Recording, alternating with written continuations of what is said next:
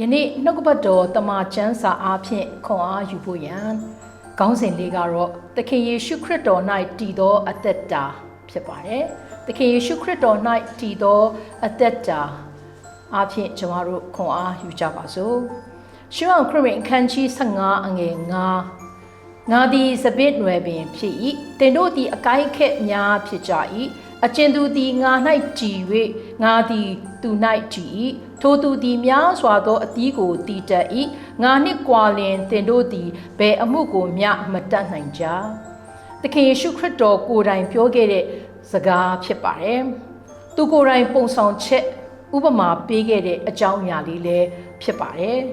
အပင်တပင်ရဲ့ပင်စီနဲ့အကိုင်းအခက်တွေကအမြဲတမ်းအဆက်အသွယ်ရှိနေရမှာဖြစ်ပါတယ်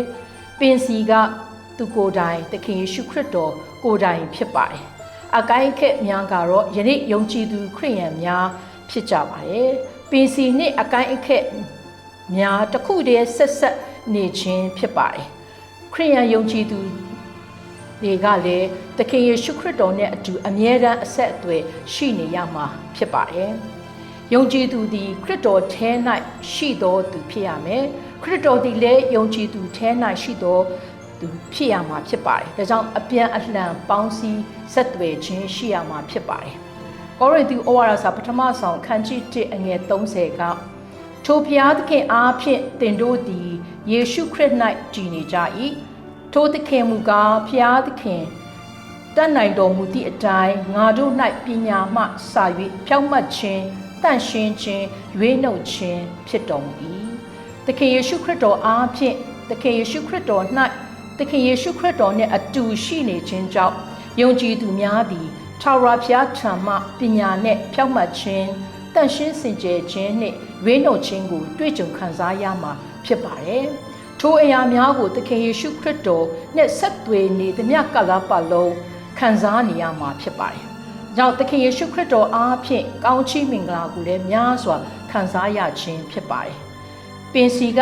နေလာတဲ့အစာရေစာများကအကိုင်းခက်များထံသို့အမြဲတမ်းရောက်ရှိနေရမှာဖြစ်ပါတယ်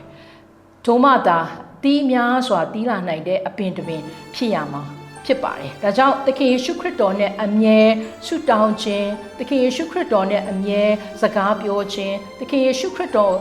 နဲ့အမြဲတမ်းစကားနားထောင်ခြင်းအားဖြင့်ယုံကြည်သူတူဦးကအသီးများစွာတီးတော်သူဖြစ်မှာဖြစ်ပါတယ်။ကြောင့်ဝိညာဉ်အသီးများဖြစ်တဲ့ချစ်ချင်းဝမ်းမြောက်ခြင်းညီသက်ခြင်းစိတ်ရှည်ခြင်းကျေးဇူးပြုခြင်းကောင်းမြတ်ခြင်းသစ္စာဆောင်ခြင်းနူးညံ့သိမ်မွေ့ခြင်းကာမဂုဏ်ချုပ်တီးခြင်းကယေရှုခရစ်တော်နဲ့ဆက်သွယ်နေခြင်းအားဖြင့်ရရှိတဲ့အသီးများဖြစ်ပါတယ်။အဲကြောင့်ယေရှုခရစ်တော်နဲ့ခိုင်မြဲစွာတည်နေခြင်းဖြစ်နေရမှာယုံကြည်သူတို့ရဲ့တာဝန်ဖြစ်ပါတယ်။ဒါကြောင့်သခင်ယေရှုခရစ်တော်နဲ့ဆက်သွယ်ခြင်းမရှိဘူး။သခင်ယေရှုခရစ်တော်နဲ့မှန်ကန်စွာတည်နေခြင်းမရှိဘူးဆိုလို့ရှိရင်တော့ကျမတို့လောကထဲမှာဘယ်အမှုကိုမျှမတတ်နိုင်ပါဘူး။ဒါကြောင့်ကိုယ့်အကိုစွမ်းဆောင်လို့မရပါဘူး။ကြောင့်သခင်ယေရှုခရစ်တော်နဲ့အမြဲဆက်သွယ်ပြီးတော့သခင်ယေရှုခရစ်တော်နဲ့ခိုင်မြဲစွာတည်နေသောယုံကြည်သူတို့ရဲ့အသက်တာကငါကိုခွန်အားနှင့်ပြည့်စုံစေတော်မူသောခရစ်တော်အားဖြင့်ငါသည်ခတ်သိမ်းသောအမှုတို့ကိုတတ်ဆွမ်းနိုင်၏လို့ဖိလိပ္ပိဩဝါဒစာခန်းကြီး4အငယ်73ကဆိုထားပါတယ်။ဒါကြောင့်သခင်ယေရှုခရစ်တော်နဲ့အမြဲဆုတောင်းနေသောယုံကြည်သူသခင်ယေရှုခရစ်တော်နဲ့အမြဲခွန်အားကိုရရှိနေသောယုံကြည်သူသခင်ယေရှုခရစ်တော်နဲ့အမြဲတည်တံ့စွာအသက်ရှင်နေသောယုံကြည်သူတွေရဲ့အသက်တာကဘဝအသက်တာလမ်းခီးမှာအောင်မြင်စွာရှောက်နိုင်သူဖြစ်ပါတယ်။ဒါကြောင့်ယုံကြည်သူတူဦးဟာကိုယ်လမ်းကိုရှောက်လို့မရပါဘူး။ဒါကြောင့်ကိုယ့်အကိုရှောက်မယ်ဆိုရင်ဘဝအသက်တာမှာအောင်မြင်နိုင်ခြင်းမရှိပါဘူး။ဒါကြောင့်သခင်ယေရှုခရစ်တော်နဲ့အတူနေ့တိုင်းရှောက်နိုင်ရမှာဖြစ်ပါတယ်။ဒါကြောင့်သခင်ယေရှုခရစ်တော်ကဘာဆက်ပြောလဲဆိုရင်ရှောခရစ်အခန်းကြီး15အငယ်16ပါတင်တို့သည်ငါ့ကိုရွေးကောက်ကြသည်မဟုတ်ငါသည်တင်တို့ကိုရွေးကောက်သဖြင့်တင်တို့သည်တွား၍တည်ကြည်သောအသီးကိုတီးမိအကြောင်းငါနာမကိုအမိပြု၍ခမည်းတော်မှတောင်းတမျှကိုရမည်အကြောင်းတင်တို့ကိုငါခံကြ၏သခင်ယေရှုခရစ်တော်ကဒီနေ့ကျွန်တော်တို့ကိုရွေးကောက်ထားခြင်းဖြစ်ပါတယ်ရွေးကောက်ထားတဲ့ယုံကြည်သူတိုင်းကများစွာသောအသီးကိုတ တီးမှဖြစ်ပါတယ်ဒါကြောင့်များစွာသောအသီးကိုတီးခြင်းအပြင်ယနေ့ဘဝအသက်တာမှာနေ့တိုင်းရှောက်လိုက်နိုင်တဲ့ဘဝအသက်တာမှာအောင်မြင်သောသူများဖြစ်ကြပါစို့လို့အငယ်ခွန်အားပေးလိုပါတယ်အရောက်စီတိုင်းကိုဖျားခင်ကောင်းချီးပေးပါစေ